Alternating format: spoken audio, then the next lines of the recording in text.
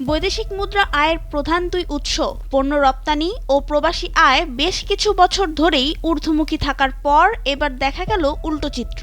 দেশের রপ্তানি এক বছরে কমল $7 বিলিয়ন। প্রবাসী আয়ে ইতিবাচক ধারা অব্যাহত থাকলেও রপ্তানি আয়ের বড় পতনের কারণে দেশে আসা মোট বৈদেশিক মুদ্রা কমেছে প্রায় $4 থেকে $5 বিলিয়ন।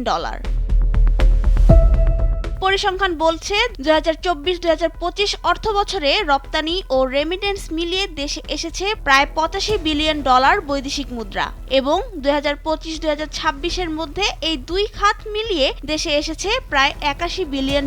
ফলে এক বছরের ব্যবধানে প্রবাসী আয় প্রায় $3 বিলিয়ন বাড়লেও রপ্তানি আয় কমেছে প্রায় $7 বিলিয়ন। রপ্তানি আয়ের এই ছন্দপতন বৈদেশিক মুদ্রার ক্ষেত্রে বড় প্রভাব সৃষ্টি করেছে। রপ্তানি উন্নয়ন ব্যুরোর তথ্য অনুযায়ী 2026 সালের মার্চ মাসে দেশের পণ্য রপ্তানি হয়েছে প্রায় $348 কোটি মার্কিন ডলার, যা এক বছরের ব্যবধানে রপ্তানি কমে দাঁড়িয়েছে প্রায় 18%। রপ্তানি আয়ের এই নিম্নমুখী ধারা অব্যাহত রয়েছে টানা 8 মাস ধরে।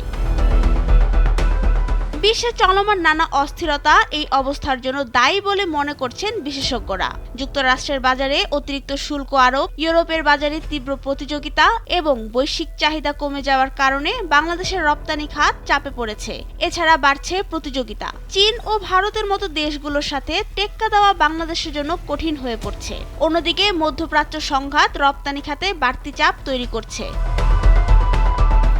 তাই বিশেষজ্ঞদের পরামর্শ রপ্তানি বাজার বৈচিত্র্য করা, উৎপাদন ব্যয় কমানো এবং শিল্প খাতে জ্বালানি সরবরাহ স্থিতিশীল করা। তা না হলে দেশ দীর্ঘমেয়াদে অর্থনীতি সংকটে ভুগবে। নাবিলা রহিম, সময়ের আলো।